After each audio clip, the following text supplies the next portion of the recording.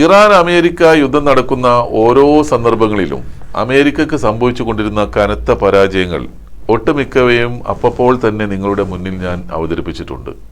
അപ്പോഴെല്ലാം അതിനെ പുച്ഛിച്ചു തള്ളിയ ഫാദർലാൻഡ് ഭക്തർ ഈ സൈനിക നീക്കത്തിനിടെ അമേരിക്കൻ വ്യോമസേനയ്ക്ക് സംഭവിച്ച കനത്ത നാശനഷ്ടങ്ങളുടെ ഞെട്ടിക്കുന്ന വിവരങ്ങൾ അന്താരാഷ്ട്ര മാധ്യമങ്ങൾ തന്നെ ഇപ്പോൾ പുറത്തുവിട്ടിരിക്കുന്ന കാര്യം അറിഞ്ഞിട്ടുണ്ടാവുമല്ലോ. ആഗോള സാമ്പത്തിക സൈനിക ശക്തിയായ അമേരിക്കയ്ക്ക് സംഭവിച്ച ഏറ്റവും വലിയ ആഘാതമായാണ് ഇറാൻ അമേരിക്ക യുദ്ധത്തിന്റെ ആദ്യഘട്ടത്തെ ലോകം ഇപ്പോൾ വിലയിരുത്തുന്നത്. ഇറാനെതിരായ ഈ സൈനിക നടപടിക്കിടെ 100-ലധികം വിമാനങ്ങൾ അമേരിക്കക്ക് നഷ്ടമായി എന്നാണ് പുറത്തു വന്ന പുതിയ കണക്കുകൾ.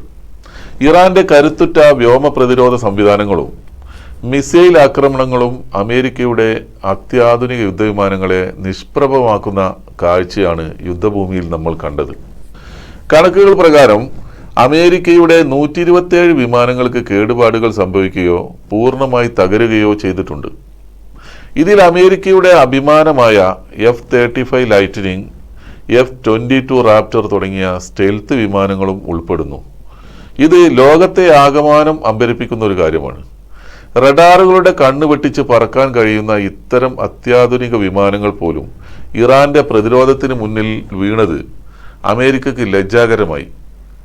യുദ്ധവിമാനങ്ങൾക്ക് പുറമെ സൈനികരെയും സാമഗ്രികളെയും എത്തിക്കാൻ ഉപയോഗിക്കുന്ന C-17 globe master, C-130 Hercules തുടങ്ങിയ ഭീമൻ വിമാനങ്ങളും 10,000-കണക്കിന് അടി ഉയരത്തിൽ പറക്കുന്നതും അതീവ സുരക്ഷാ സംവിധാനങ്ങൾ ഉള്ളതുമായ ഗ്ലോബൽ ഹോക്ക് RQ-4 ഡ്രോണുകളെപ്പോലുള്ള നിരീക്ഷണ വിമാനങ്ങളും വലിയ തോതിൽ തകർക്കപ്പെട്ടു. ഇറാൻ വെടിവെച്ചിട്ട വിമാനങ്ങൾക്ക് പുറമെ ഇറാഖിലെയും സിറിയയിലെയും ഗൾഫിലെയും അമേരിക്കൻ സൈനിക താവളങ്ങൾക്ക് നേരെ ഇറാൻ നടത്തിയ അതിശക്തമായ മിസൈൽ വർഷത്തിലാണ് ഈ ഭൂരിഭാഗം വിമാനങ്ങളും തകർക്കപ്പെട്ടത്. വ്യോമതാവളങ്ങളിൽ പാർക്ക് ചെയ്ത വിമാനങ്ങളടക്കം ഇങ്ങനെ കത്തിയമർന്നു. വിമാനങ്ങളുടെ നഷ്ടം കൂടാതെ 100-ലധികം അമേരിക്കൻ സൈനികർക്ക് ഈ ആക്രമണങ്ങളിൽ ജീവൻ നഷ്ടപ്പെടുകയോ മാരകമായി പരിക്കേൽക്കുകയോ ചെയ്തിട്ടുണ്ട് എന്നും അനൌദ്യോഗിക കണക്കുകൾ പറയുന്നുണ്ട്. F-15, F-16, FA-18 തുടങ്ങിയ പോർ വിമാനങ്ങൾക്കൊപ്പം തന്നെ ആക്രമണങ്ങൾക്കായി ഉപയോഗിക്കുന്ന A-10 തണ്ടർബോൾട്ട് വിമാനങ്ങളും തകർത്തവയിൽപ്പെടും. തകർന്നു വീണ പല വിമാനങ്ങളുടെയും അവശിഷ്ടങ്ങൾ ഇറാൻ സൈന്യം ശേഖരിച്ചത് ഇത്തരം വിമാനങ്ങളിലെ രഹസ്യ സാങ്കേതിക വിദ്യ ചോരുന്നതിലേക്കും നയിച്ചേക്കാം. നൂതന മിസൈൽ പ്രതിരോധ സംവിധാനങ്ങൾക്കൊപ്പം ഇറാൻ വികസിപ്പിച്ചെടുത്ത ആന്റി ഡ്രോൺ സാങ്കേതിക വിദ്യയും ഇലക്ട്രോണിക് വാർഫെയർ സംവിധാനങ്ങളും അമേരിക്കക്ക് കനത്ത പ്രഹരമേൽപ്പിച്ചു. തകർക്കപ്പെട്ട ഓരോ വിമാനത്തിനും ദശലക്ഷക്കണക്കിന് ഡോളറുകൾ വില വരുമെന്നിരിക്കെ ഇതിലൂടെ US ഖജനാവിനുണ്ടായ വൻ സാമ്പത്തിക ബാധ്യതയും സൈനികമായ തിരിച്ചടിയും നിസ്സാരമല്ല. ഹോർമുസ് കടലിടുക്കിന് മുകളിലും ഗൾഫ് വ്യോമപാതകളിലും വെച്ച് അമേരിക്കയുടെ നിരവധി അതിനൂതന ഡ്രോണുകൾ അപ്രത്യക്ഷമായത് അവർക്ക് വലിയ നാണക്കേടായി. വെറും ഡ്രോണുകളല്ല, ഇതൊക്കെ 100-കണക്കിന് മില്യൺ ഡോളറുകൾ മുടക്കി ഉണ്ടാക്കിയ ലോകത്തെ തന്നെ ഏറ്റവും മികച്ച നിരീക്ഷണ ഡ്രോണുകളായ കൊച്ചു വിമാനങ്ങളാണ്.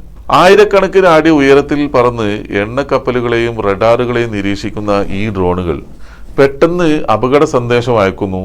നിമിഷങ്ങൾക്കുള്ളിൽ റഡാറുകളിൽ നിന്ന് അപ്രത്യക്ഷമാവുന്നു. അമേരിക്ക മിഡിൽ ഈസ്റ്റിൽ ആധിപത്യം ഉറപ്പിക്കുന്നത് സൈനികരെ ഉപയോഗിച്ച് മാത്രമല്ല, മറിച്ച് അവരുടെ അത്യാധുനിക നിരീക്ഷണ സംവിധാനങ്ങൾ ഉപയോഗിച്ചാണ്.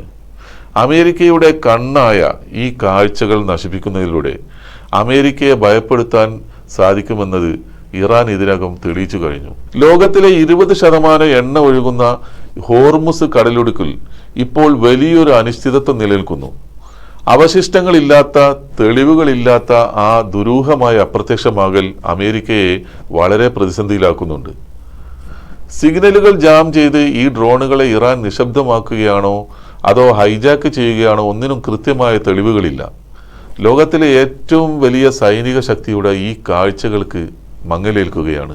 ഇറാൻ അതിർത്തിക്കുള്ളിലേക്ക് പ്രവേശിച്ച വിമാനങ്ങളെയും ഡ്രോണുകളെയും തുരത്തുന്നതിൽ ഇറാനിയൻ വ്യോമസേനയും റവല്യൂഷണറി ഗാർഡും പുലർത്തിയ ഏകോപനം അമേരിക്കൻ രഹസ്യാന്വേഷണ ഏജൻസികളുടെ കണക്കുകൂട്ടലുകളെല്ലാം തെറ്റിച്ചു കളഞ്ഞു. സൈനിക ചരിത്രത്തിൽ തന്നെ ഏറ്റവും കുറഞ്ഞ സമയത്തിനുള്ളിൽ ഒരു രാജ്യം നേരിടുന്ന ഏറ്റവും വലിയ വ്യോമ നഷ്ടമാണ് അമേരിക്കക്ക് നേരിടേണ്ടി വന്നത്.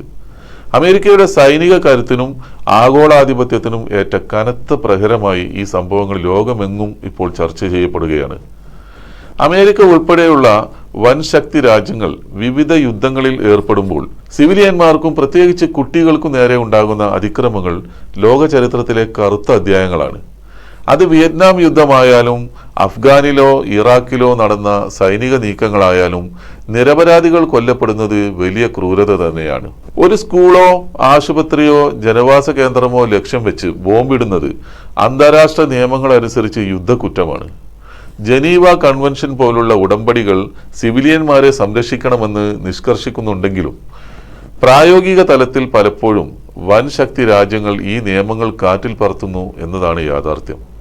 സൈനിക കേന്ദ്രങ്ങൾ ലക്ഷ്യം വെക്കുമ്പോൾ സംഭവിക്കുന്ന മറ്റു നാശനഷ്ടങ്ങളെ വൻ ശക്തികൾ പലപ്പോഴും കൊളാറ്ററൽ ഡാമേജ് എന്ന സാങ്കേതിക പദം ഉപയോഗിച്ച് ന്യായീകരിക്കാൻ ശ്രമിക്കാറുണ്ട്. എന്നാൽ ഈ വിധം കുട്ടികളുടെ ജീവൻ നഷ്ടപ്പെടുത്തുന്നതിനെ അത്തരമൊരു പദം കൊണ്ട് ന്യായീകരിക്കാൻ കഴിയില്ല.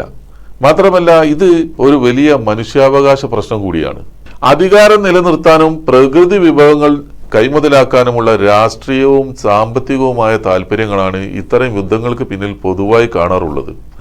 അമേരിക്കയുടെ കാര്യമെടുത്താൽ പലപ്പോഴും ജനാധിപത്യം സ്ഥാപിക്കാൻ എന്ന പേരിൽ അവർ നടത്തുന്ന ഇത്തരം ഇടപെടലുകൾ വലിയ തോതിലുള്ള ആൾനാശത്തിന് കാരണമായിട്ടുണ്ട്.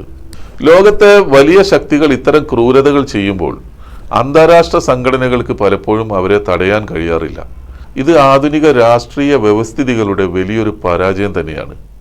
ചുരുക്കത്തിൽ ഇസ്രായേൽ ആയാലും അമേരിക്ക ആയാലും രാഷ്ട്രീയ ലക്ഷ്യങ്ങൾക്കായി കുഞ്ഞുങ്ങളുടെയും നിരപരാധികളുടെയും ജീവൻ ബലി നൽകുന്നത് ഒരു തരത്തിലും ന്യായീകരിക്കാൻ കഴിയാത്ത ക്രൂരതയാണ്. പുരാതന കാലത്തെ അപരിഷ്കൃത മനുഷ്യരുടെ മതപരമായ കൂട്ടക്കൊലകളെക്കാൾ വലുതും ഭയാനകവുമാണ് ആധുനിക ലോകത്തെ മനുഷ്യർ അത്യാധുനിക ആയുധങ്ങൾ ഉപയോഗിച്ച് നടത്തുന്ന ഈ കൂട്ടക്കൊലകൾ. ഇപ്പോൾ അമേരിക്ക ചെയ്യുന്ന ഏറ്റവും പുതിയ മണ്ടത്തരമാണ് അവരുടെ ഹോർമുസ് ഉപരോധം. ഹോർമുസ് കടലിടുക്ക് ഉപരോധിച്ച ഇറാനെതിരെ ബലം പ്രയോഗിച്ച് ഹോർമുസ് കടലിടുക്ക് സ്വതന്ത്രമാക്കുക എന്നതായിരുന്നു അമേരിക്കയുടെ ഇതുവരെയുള്ള ലക്ഷ്യമെങ്കിൽ അവർ തന്നെ ആ കടലിടുക്ക് ഉപരോധം ഏർപ്പെടുത്തി അടച്ചു എന്നത് ലക്ഷ്യത്തിലെത്താനുള്ള അവരുടെ കഴിവില്ലായ്മയാണ് ചൂണ്ടിക്കാണിക്കപ്പെടുന്നത്. സൗദി അറേബ്യ പോലുള്ള ഗൾഫ് രാജ്യങ്ങൾ ഇതിനകം തന്നെ അമേരിക്ക ചെയ്യുന്ന ഈ മണ്ടത്തരം ചൂണ്ടിക്കാണിച്ചു കഴിഞ്ഞു. ഇത് ആഗോളതലത്തിൽ ഗൾഫ് രാജ്യങ്ങളുടെ തന്നെ ബിസിനസ്സിനെ നഷ്ടപ്പെടുത്തുന്നതും യുദ്ധലക്ഷ്യം കൂടുതൽ സങ്കീർണമാക്കുന്നതുമാണ്. ഇറാന് ടോൾ നൽകുന്ന കപ്പലുകൾ തടയും എന്നതാണ് അമേരിക്ക നേരത്തെ പ്രഖ്യാപിച്ചിരുന്നത്.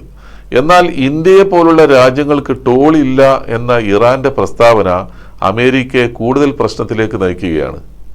ടോൾ ഇല്ലാതെ വരുന്ന ഇന്ത്യൻ കപ്പലുകളെ തടയാൻ അമേരിക്കക്ക് മറ്റു ന്യായങ്ങളില്ലാത്തതിനാൽ അത് തടയാനാവില്ലല്ലോ. നാളെ ഒരു പക്ഷേ ചൈനീസ് കപ്പലുകൾക്കും ടോൾ ഇല്ല എന്ന് ഇറാൻ പ്രഖ്യാപിച്ചു കഴിഞ്ഞാൽ അമേരിക്കയുടെ ഈ ഉപരോധം പാളും. ഇതിനു പുറമെ ഹോർമുസ് പൂർണ്ണമായി അടച്ചതിനാൽ എണ്ണ പ്രതിസന്ധി രൂക്ഷമാകുന്നതോടെ യൂറോപ്യൻ രാജ്യങ്ങളും അമേരിക്കക്ക് നേരെ തിരിയും. ഇതിപ്പോൾ തന്നെ ലോക രാജ്യങ്ങളുടെ അപ്രീതിക്ക് പാത്രമായ ട്രംപും അമേരിക്കയും കൂടുതൽ ഒറ്റപ്പെടാനേ ഇടയാക്കൂ. ഇതിനിടെ ഇറാനും ചൈനയും അമേരിക്കയുടെ ഉപരോധങ്ങളെ വെല്ലുവിളിക്കുകയും ചെയ്തു. തങ്ങളുടെ കപ്പലുകൾ ഹോർമുസിലൂടെ തന്നെ കടന്നുപോകും എന്നവർ പ്രഖ്യാപിച്ചു കഴിഞ്ഞു.